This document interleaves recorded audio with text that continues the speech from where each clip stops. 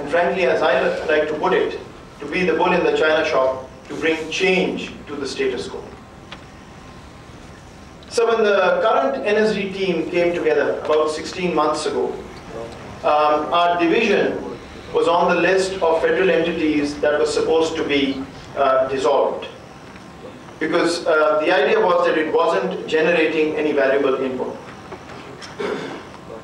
In my first meeting with you, I'll remind you, you had pointed out one major gap that this division should be filling, which is the absence of long-term strategic thinking and planning in our system overall.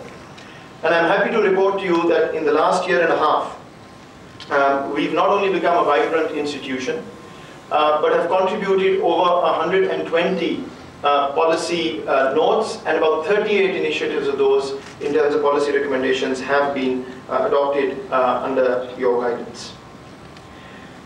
Just to very quickly apprise the audience, we are responsible for creating Pakistan's national security policy document, which hasn't been there in one place throughout our history, but in the next 6 weeks or so will be put in front of the Prime Minister.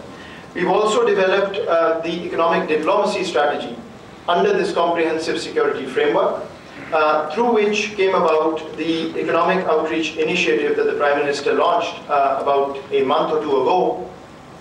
The idea being to increase Pakistan's economic footprint globally, but also to leverage our political relationships for economic gains and vice versa. Another area that we work on very, in a fairly dedicated manner is strategic communications.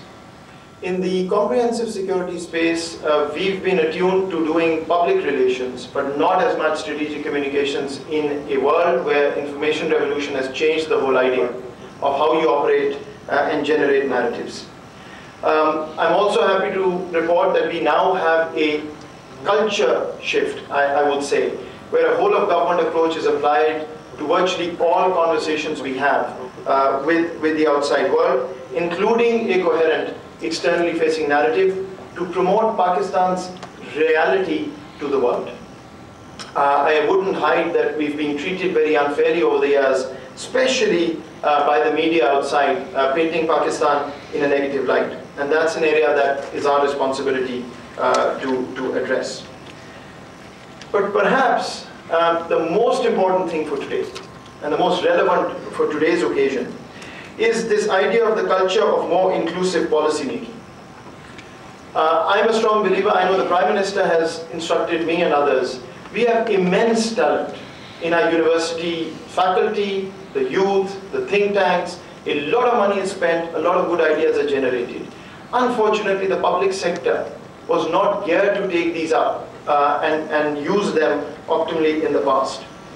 The National Security Division created something called the Council of Experts about a year ago, where Pakistan's very best minds on all issues related to comprehensive security, traditional security, diplomacy, climate and security, food security, have been brought together to advise the government through the National Security Division. So virtually everything we put in front of the policymakers is not our doing, but it's really Pakistan's best minds who are putting all of this together. And the advisory portal we launched today is essentially expanding that partnership. Okay.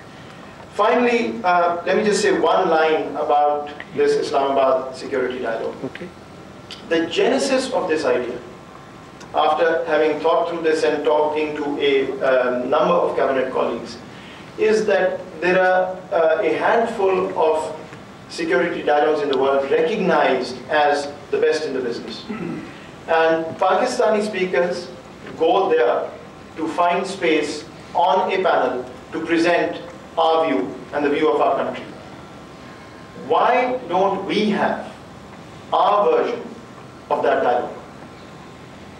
For a country as important as Pakistan, we should have the platform where ideas are exchanged and others come and talk to us about where we stand and where we need to go in partnership.